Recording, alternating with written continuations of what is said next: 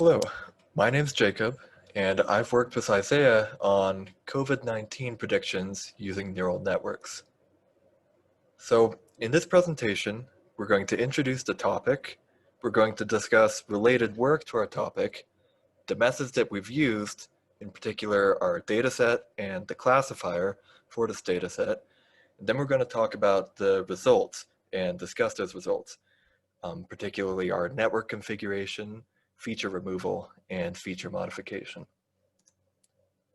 So in December 2019, COVID-19 was first identified in Wuhan, China. Now, this has spread extremely quickly and affected every country drastically. And knowing how each country will deal with the virus and how many cases they will have is a difficult problem. So in this project, what we've sought is to try and create an effective model at predicting the death rate based on a number of different factors. Our idea being that if we could have better predictions for diseases, we'd be better prepared possibly for future pandemics. So there's a precedent for using machine learning for predicting the spread of disease. For example, Zhao et al.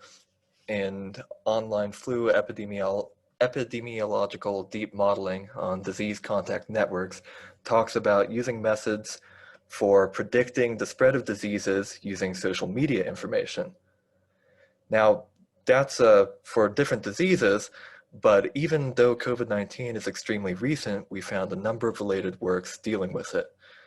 So for example, in machine learning for COVID-19, asking the right questions, the authors discuss some of the current research that has been done applying machine learning methods to COVID-19. They discuss one for diagnosing whether people have COVID-19 using chest x-rays. They also talk about the drive that large events like pandemics can cause for innovation. Other people have also talked about the use of chest x-rays in, for example, new machine learning method for image-based diagnosis of COVID-19 by Elaziz et al. Now, these were for diagnosis, but people have also discussed predicting COVID-19 statistics and countries' performance, which is a lot more similar to what we've done in our project. For example, in the number of confirmed cases of COVID-19 by using machine learning methods and challenges by Ahmed et al., they talk about suggestions for using machine learning methods to predict cases of COVID-19. They specifically addressed traditional machine learning regression, deep learning regression, network analysis, and social media and search query database methods. For all of these, they discuss the process, the research that has been done at the time, and the challenges of those particular methods. One particular challenge for all of the methods is the lack of data. And with COVID-19 being so new and unique from other pandemics, there's a serious lack of data, which makes machine learning methods pretty difficult. There's also the difficulty of incomplete data and the lack of testing, making the actual number of cases pretty difficult to know. So in assessing countries' performance against COVID-19 via WSIDEA and machine learning algorithms, the authors discuss and assess the performance of 142 different countries against COVID-19. So their goal with this work was to try and find what factors affect the number of positives and deaths in a country, very similar to our work. The factors tested are mostly the same as the features we've used for this project. They include poverty rates, diabetes prevalence, the number of female and male smokers, population, GDP, and others. All of these useful factors in a country that could alter the way they deal with COVID-19. So in this project, we wanted to keep our methods relatively simple. This way we could put more focus on analysis and modification of our methods. We needed to be able to run things pretty fast and make changes as we needed them. We also wanted to keep the model more interpretable, and part of doing this was lowering the number of features we were using. And we needed a model we could understand well. So all of this led us to using neural networks, a topic that we understood a little better, so we didn't have to adapt too much to different methods. And it also led us to the Our World and Data dataset. So this dataset is pretty comprehensive. It covers 101 countries, and it's updated daily with new COVID-19 data. but it didn't have so many features that we wouldn't be able to handle them. It has features describing health, economics, and the COVID-19 status of every country. Now, the dataset was certainly more usable, but it needed a lot of processing before we'd actually be able to use it. So here are all of the different features included. There are 48,169 rows at the time we started using it, but we found that if we removed all the rows that had a null value for one of these features, we only had 3,886, not nearly enough for any machine learning we wanted to do.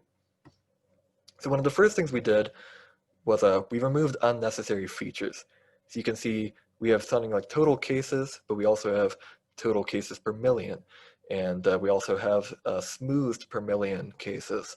A lot of these we just didn't need, so we removed all the unnecessary ones. Then we also removed any that had more null entries, so more than 10,000 null values. So you can see new tests, total tests, these just had so many null values that they pretty much removed all of our data. Some of them we wish we could have used, like the smoking data, hand washing facilities, but again, we really needed enough data to make our machine learning algorithms run better. So once we removed all of these features, we ended up with 16 remaining features and 32,506 rows, what we believe is plenty for our algorithms. So the classifier we used was a 3-layer neural net with, as we said, 15 features as input and then total deaths as the output.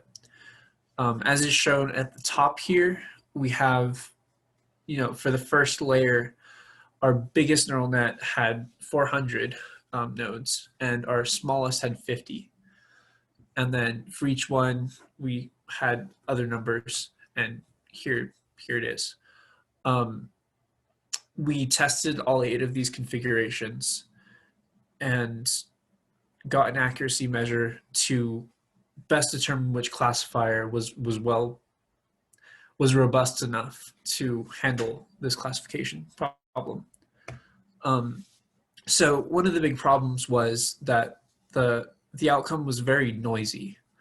With every epoch that was run, the mean squared error, which was our loss function and our measure of accuracy, it would fluctuate quite a bit within a certain range. So in order to mediate that, we ran each configuration 10 times, and out of those 10 times we extracted the mean and the median, and then we put it in this chart. And as you can see, there's terrible accuracy for the first few, but then we reach about a peak around the 4th to 5th layer. So with this experiment and a couple others, it was decided that configuration 6, 7, and 8 were generally the most accurate. Now 8 right now doesn't look great, but mostly that was due to noise. Every time this was run, there were different sections that bumped up a lot. But overall, through multiple tests, those 3 had the best accuracy. And then moving forward from here, we wanted to just use one classifier. So we used the last one. Even though there wasn't really a very good reason for it, there was just kind of the general hope that using a larger classifier would get better results. So for our experimentation, the things we wanted to see was how the different features affected the output and how much they affected the output. So the 4 features that were, the 3 features that were deemed most important in predicting the total deaths were total cases, and new deaths. So just before starting this project and while looking at these features, we had the general estimation that the total deaths would be mostly estimated off of the total cases, as it is a general, there's a ratio of deaths to cases typically, and that would be the basis on which it would construe a result. and then all the other features would balance this, and they would either up it a little bit or bring it down a little bit, but that they wouldn't have that much effect overall. Um, so these three features, we expected more effect from the new cases and new deaths. But as it turned out, when we ran the test, what we did was we ran it once with the original configuration, and we didn't remove any features. We ran it again with removing all of the total cases, and we got much worse accuracy. This 12 million right here is the accuracy that is present when you first start the classifier, and it hasn't learned anything yet. And this was after running it on 80 epochs. And for all of these numbers, they're over 10 iterations.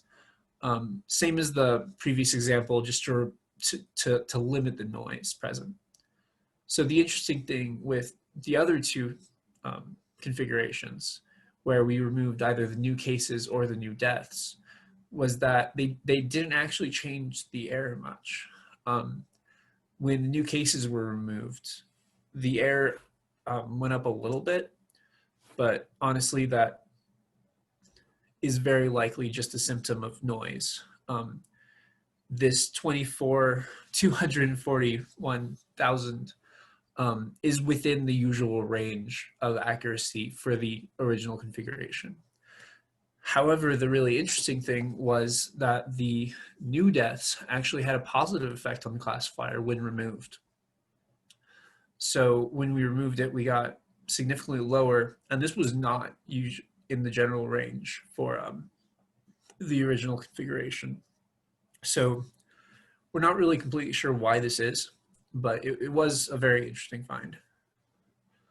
But other than that, it mostly confirmed our guesses as to what would happen, in that mostly the total case is first used as a basis that this thing learns off of, and then the other features aren't as important. So the next experiment we did was testing the impact each of these features had on the outcome. So what we did was we took the training and testing set. Also, the training set was 80% of the data, and the testing set was 20, randomly distributed. We trained the classifier on the training data, and then we took the testing data, we duplicated it, and we got a modified version. And this modified version took one of the features for all the data points and increased it by 5%. So for this first one, there was one situation where 10 times we ran this algorithm, and we took a modified prediction where we increased everything in the testing set, all of the total cases in the testing set by 5%, and measured the percentage increase or decrease in the predicted outcome as compared to the unmodified outcome. So this got rather interesting results. And again, this was run 10 times in order to reduce the noise as much as possible, because lots of dealing with this stuff was very noisy. And so we ran 10 approaches, and this is the numbers represented here are the medians of those numbers. So the very interesting thing here is that the Human Development Index had the largest effect when increased by a small amount.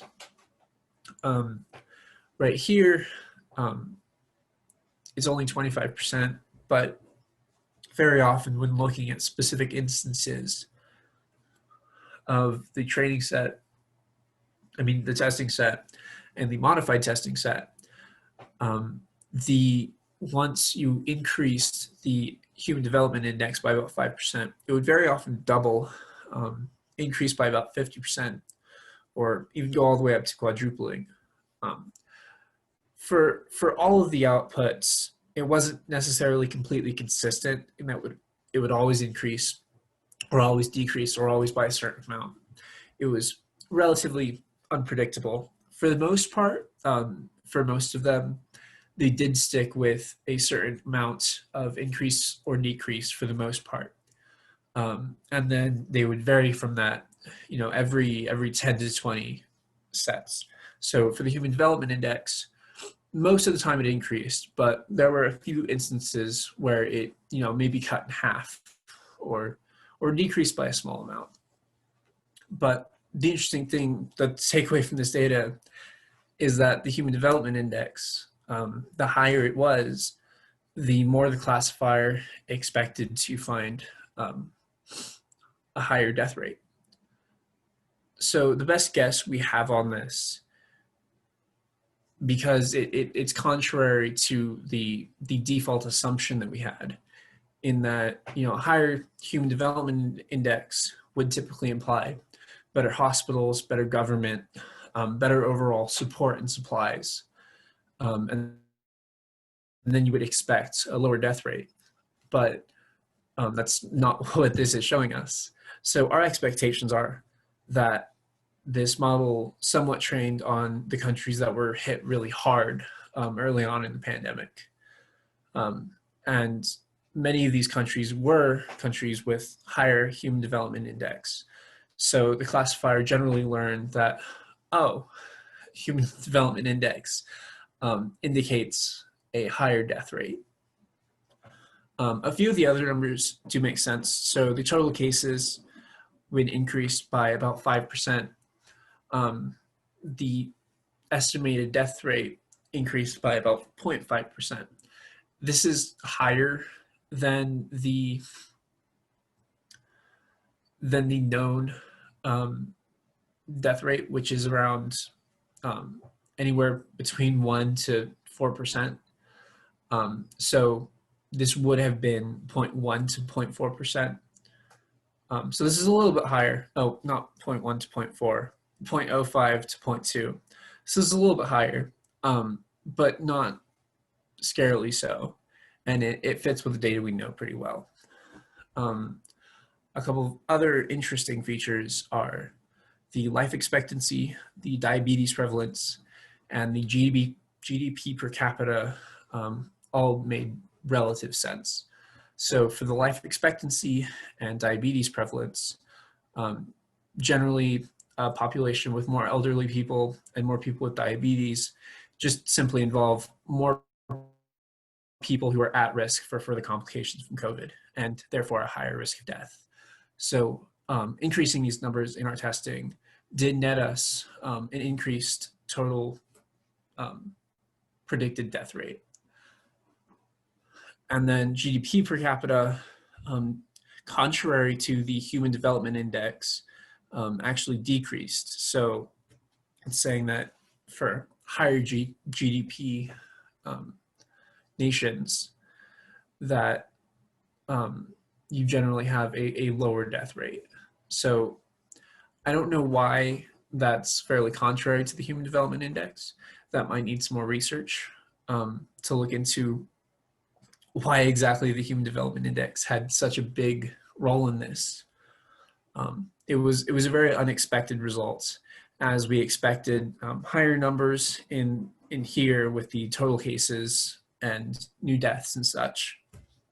And then minor variance in here, and also minor variance in these last few. But this defied expectations.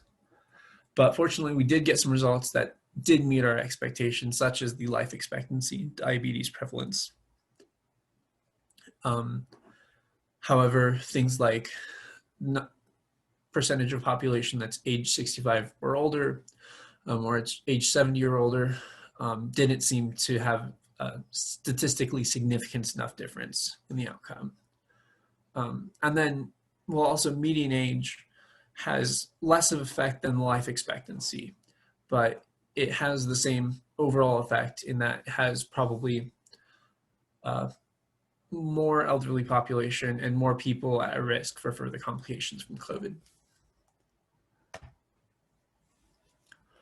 So in conclusion, we introduced everything. We talked about some related work with COVID, X-rays, and data sets.